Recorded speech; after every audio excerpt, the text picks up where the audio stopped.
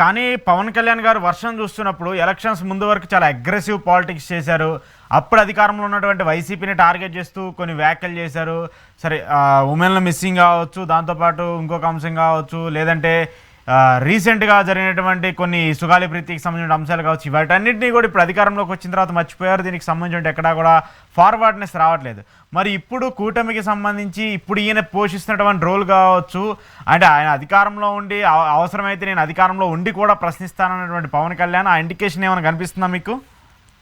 అదేనండి నేను చెప్పేది. ఎన్నికల్లో ప్రచారం చేసినప్పుడు ఆయన క్లిప్పింగ్స్ అన్ని కనుక మనం చూసుకుంటే 33,000 మంది మహిళలు, 35,000 మహిళలు నెంబర్ సబ్జెక్ట్ కరెక్షన్ ఇంతమంది ఆంధ్ర రాష్ట్రం నుంచి మిస్ అయిపోయారు అని మాట్లాడారు.